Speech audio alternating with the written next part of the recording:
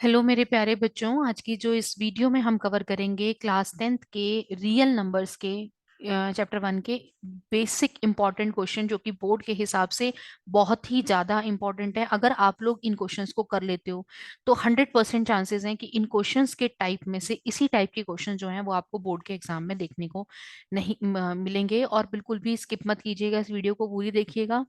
तो स्टार्ट करते हैं अपना क्वेश्चन नंबर 1। बिल्कुल ही सिलेक्टेड क्वेश्चंस का सिलेक्शन करके मैंने इसमें वीडियो बनाई है, तो आप देखिएगा जरूर इसे। What is the greatest possible speed? First जो क्वेश्चन दे रखा है वो हमें दे रखा है कि ग्रेटेस्ट पॉसिबल स्पीड क्या होगी हमारी।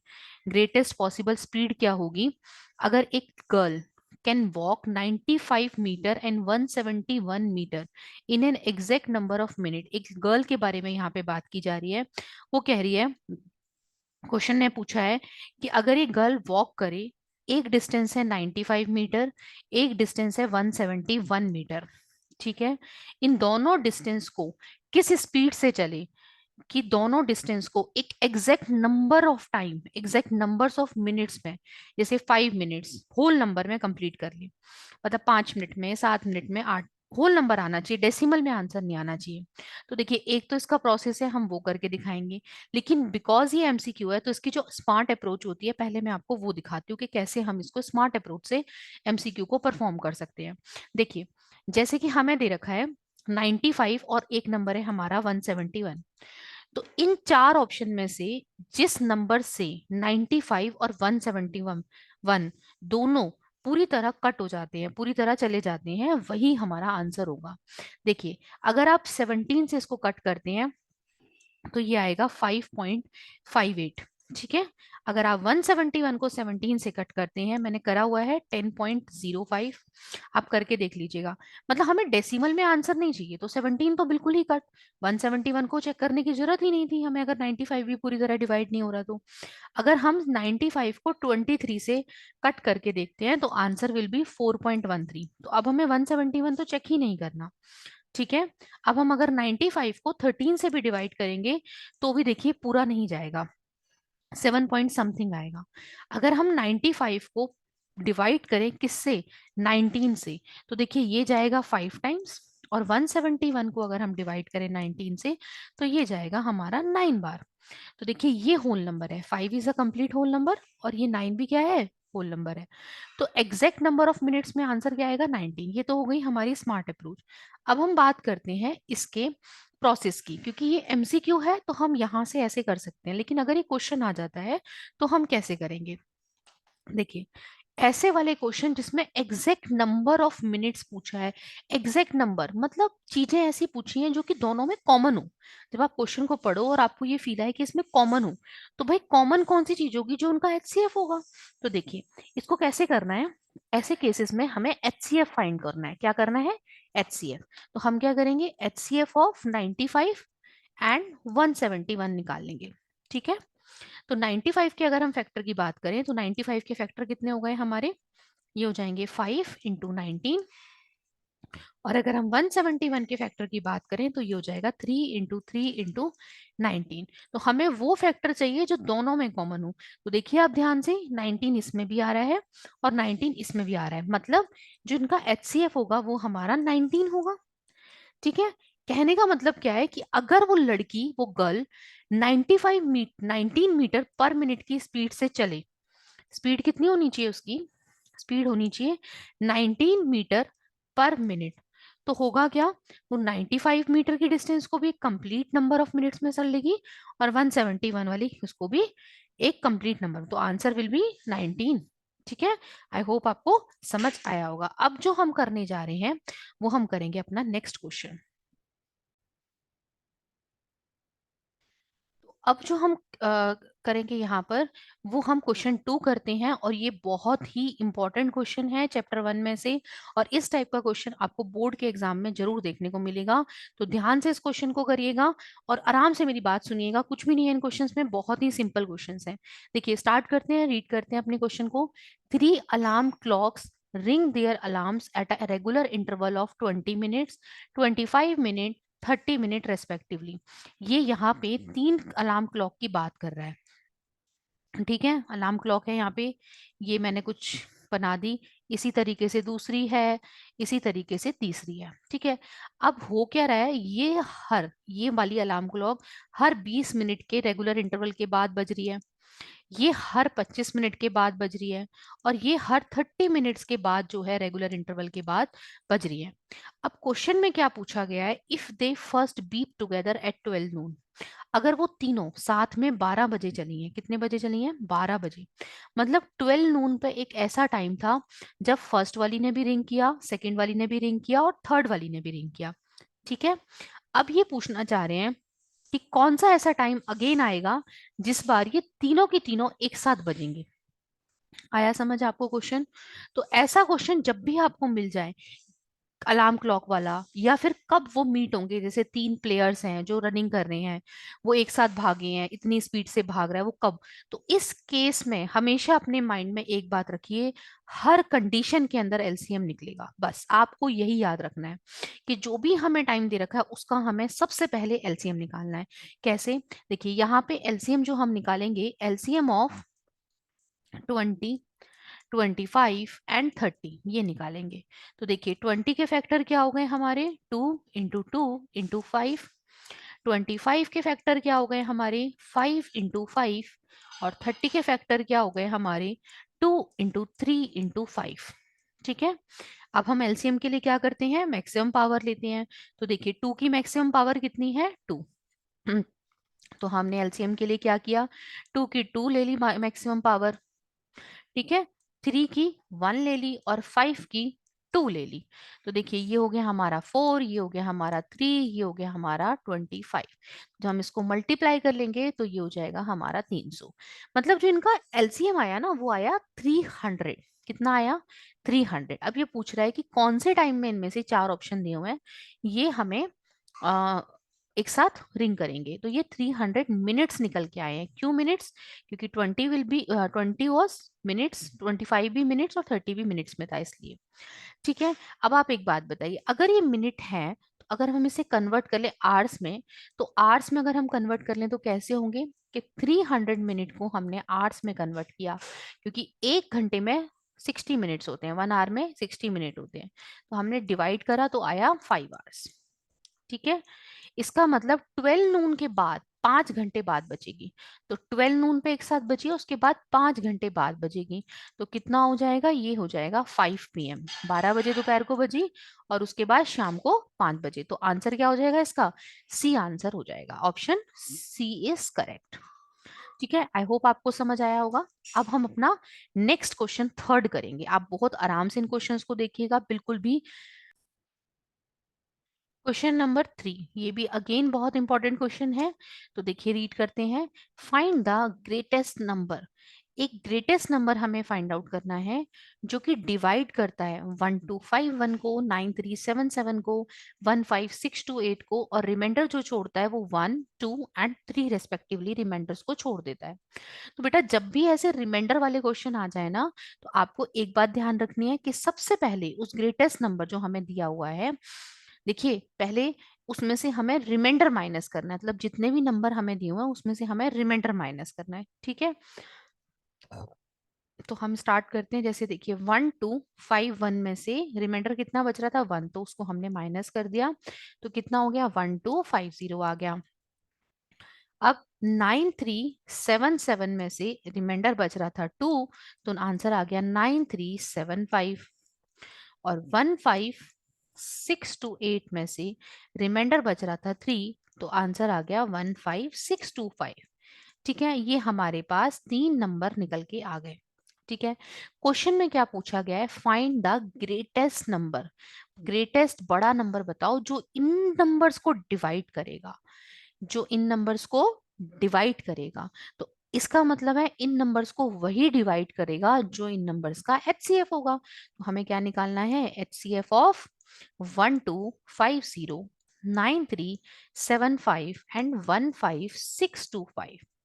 तो हम क्या करेंगे, फैक्टर्स करेंगे। 1250 के जो फैक्टर होंगे मैंने यहाँ पर किए हुए हैं, ये आएंगे 2 इंटू 5 की पावर 4, और 9375 का जो हमारे फैक्टर होंगे वो होंगे हमारे 3 इंटू 5 की पावर 5। और 15625 के जो फैक्टर होंगे वो होंगे हमारे 5 की पावर 6। ठीक है, तो देखिए आप ये बताइए एचसीएफ क्या होगा। इसमें एचसीएफ होगा जो सब में आता हो और कम से कम पावर हो। तो यहाँ पे देखिए 2 तो सब में अवेलेबल है ही नहीं, 2 तो है ही नहीं इसमें सब में अवेलेबल, 3 भी सब में अवेलेबल है, सिर्फ 5 एक ऐसी डिजिट है जो सब में अवेलेबल है, तीनों में अवेलेबल है। और 5 की जो मिनिमम पावर है वो कितनी है हमारी, एचसीएफ क्या हो जाएगा 5 की पावर 4। इसको जब हम ओपन करेंगे 5 इंटू 5 इंटू 5 इंटू 5 मतलब 625, कितना हो जाएगा 625 इसका एचसीएफ हो जाएगा। तो 625 ही वही नंबर होगा जो कि 1250 9375 और 15625 को पूरी तरह डिवाइड कर देगा। या हम दूसरे शब्दों में कह सकते हैं कि अगर वो इनको डिवाइड करेगा 625 तो रिमाइंडर 1 बचेगा, 9377 को डिवाइड करेगा तो रिमाइंडर 2 बचेगा, और 15628 को डिवाइड करेगा तो रिमाइंडर 3 बचेगा। ठीक है जी, अब हम चलते हैं अपने अगले क्वेश्चन, क्वेश्चन नंबर 4 पर।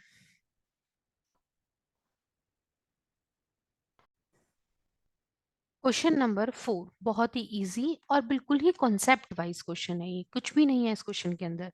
तो देखिए हमें क्या दिया हुआ है कि the LCM of two numbers is 2400। दो नंबर्स हैं जिनका एलसीएम कितना है 2400 है। तो which of the following can not be their HCF. हमें चार ऑप्शन दिए हैं और ये पूछा है कि इनमें से कौन सा ऐसा नंबर है जो कभी भी उन दोनों नंबर्स का एचसीएफ नहीं हो सकता। ठीक है, एलसीएम हमें दिया हुआ है, एलसीएम कितना है हमारा 2400 है। और हमें पूछा है इन चारों ऑप्शन में से 500 300 400 और 600 में से कौन सा ऐसा ऑप्शन है जो इनका एचसीएफ नहीं हो सकता। तो देखिए सबसे जरूरी बात इसमें कुछ भी नहीं है, जो भी नंबर 2400 को पूरी तरह डिवाइड नहीं कर रहा वही इसका एचसीएफ पॉसिबल नहीं है। कैसे, देखिए अगर आप इसको 300 से डिवाइड करते हैं तो ये पूरी तरह डिवाइड हो रहा है 8 टाइम्स।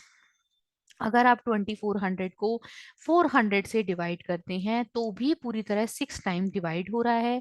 अगर आप 2400 को 600 से डिवाइड करते हैं तो भी ये 4 टाइम्स डिवाइड हो रहा है।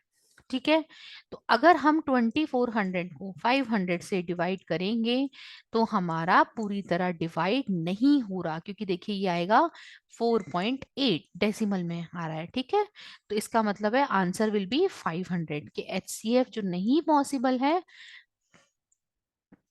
वो 500 पॉसिबल नहीं है, क्योंकि वो उसका फैक्टर नहीं है। ठीक है, आई होप आपको समझ आया होगा। अब हम करेंगे अपना question number 5। Question number 5. Which of these numbers can be expressed as a product of two or more prime numbers? यहाँ पे हमें तीन दिए हुए हैं ऑप्शंस, मतलब तीन नंबर्स दिए हुए हैं और बोला है कि क्या कहते हैं इनमें से कौन सा ऐसा है कि जिनको हम प्रोडक्ट ऑफ टू और मोर प्राइम नंबर्स में कर सकते हैं। तो देखिए डी ऑप्शन यहाँ पे मिसिंग है जिसका आंसर वो होगा ऑल अबव। ठीक है, तो देखिए यहाँ पे पूछा है 15 इंटू 13 और एक 3 4 5 6 8 नंबर दिया गया है। कौन सा ऐसा नंबर है जिनको हम एज अ प्रोडक्ट लिख सकते हैं प्राइम नंबर्स का। तो देखिए फैक्टर करते हैं हम, 15 के फैक्टर क्या होंगे 3 इंटू 5, 15 इंटू 13 के फैक्टर क्या होंगे 3 इंटू 5 इंटू 13। और अगर हम बात करें 3 4 5 6 8 की तो उसके फैक्टर होंगे हमारे 2 की पावर 3 इंटू 29 इंटू 149, ये हमारे फैक्टर होंगे। तो देखिए हमारा दो से ज्यादा प्राइम नंबर पूछे थे, दो या दो से ज्यादा। देखिए इसमें भी दो है, एक 3 इसका फैक्टर है, एक 5 है। इसमें भी 3 5 और 13 है, तीन फैक्टर हो गए। इसके 2 भी है, 29 भी है, 149 भी आ रहा है ना। तो सभी इसके फैक्टर में दो से या दो से ज्यादा है, तो इसका जो आंसर होगा वो होगा ऑल अबव। ठीक है, बिल्कुल ही लॉजिकल क्वेश्चन है और बहुत ही सिंपल क्वेश्चन है। अगर आप इन क्वेश्चंस को करके जाते हैं तो डेफिनेटली आपके क्वेश्चंस गलत नहीं होंगे।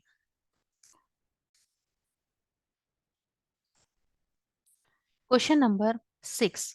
तो देखिए यहाँ पे क्या क्वेश्चन दिया हुआ है, P and Q, P and Q are two positive integers, दो पॉजिटिव इंटीजर हैं जो कि capital P is equal to P Q Q and Q is equal to PQ का स्क्वायर, where P and Q are prime number, what is the LCM of P and Q? तो देखिए P, capital P की अगर हम बात करें तो उसके बारे में दे रखा है कि वो स्मॉल p का क्यूब और Q है। तो अगर मैं इसके फैक्टर करूं तो फैक्टर क्या हो जाएंगे, P into P into P into Q, मतलब एक्सपेंडेड फॉर्म में अगर लिखें तो। कैपिटल Q की अगर हम बात करें तो कैपिटल Q है पी क्यू का स्क्वायर, तो ये क्या हो जाएगा P into P into Q into Q, ये हमारा क्या हो जाएगा, किसका स्क्वायर हो जाएगा, पी क्यू का स्क्वायर हो जाएगा। Where P and Q are prime number, what is the LCM of P Q? तो इन दोनों का एलसीएम कितना होगा? तो देखिए एलसीएम निकालने के लिए हम क्या करते हैं, मैक्सिमम पावर लेते हैं। तो पी की मैक्सिमम पावर कितनी हो गई, 3। तो पी की मैक्सिमम पावर हो गई हमारी 3 और Q की मैक्सिमम पावर हो गई हमारी 2। तो Q की मैक्सिमम पावर हो गई हमारी 2। ठीक है, तो एलसीएम क्या हो जाएगा हमारा, पी क्यू और क्यू स्क्वायर हमारा एलसीएम हो जाएगा। ठीक है, ये इसका आंसर हो गया हमारा। ठीक है जी, अब हम करेंगे अपना क्वेश्चन नंबर 7।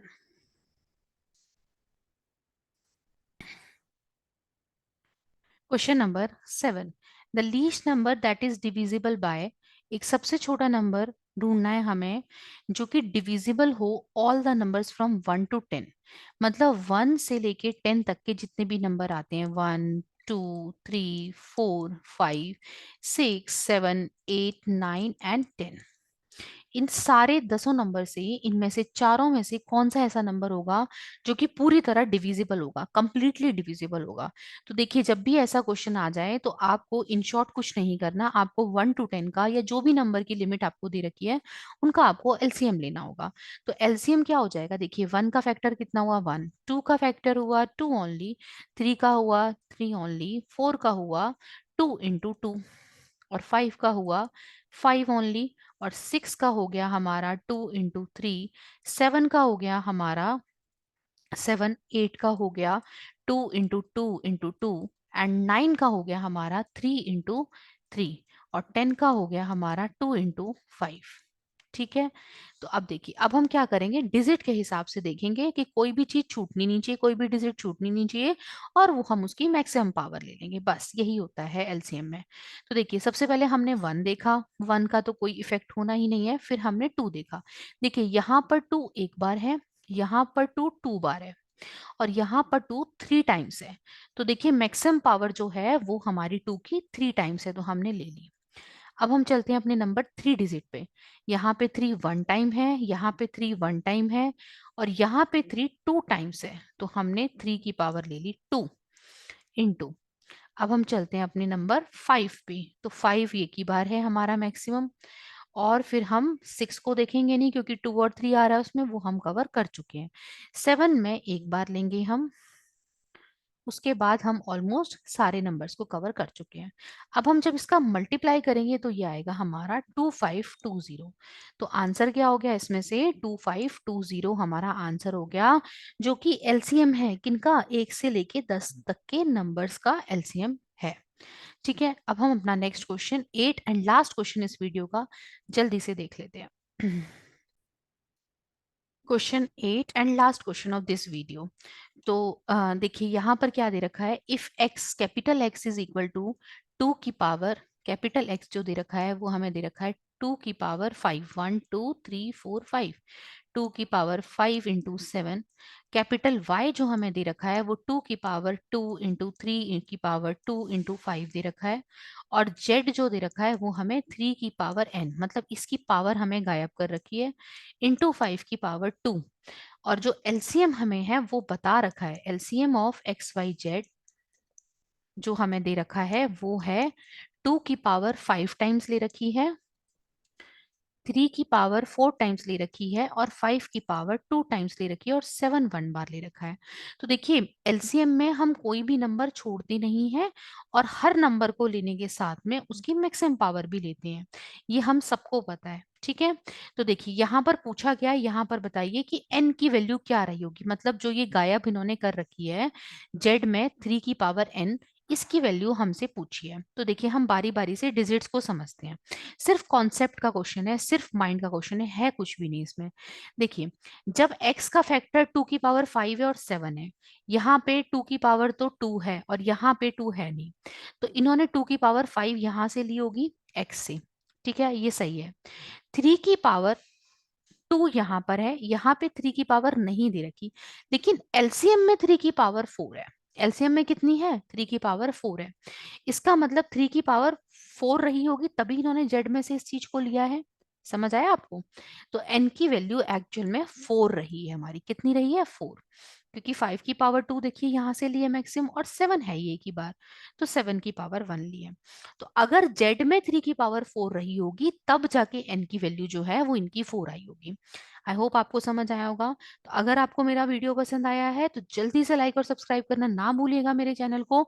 ऐसी और भी बेहतर वीडियोस आपको मिलती रहेंगी, और बोर्ड के हिसाब से ये बहुत ही इंपॉर्टेंट क्वेश्चंस हैं, जरूर वॉच कीजिएगा, लाइक जरूर कीजिएगा। Thank you for watching to all my students.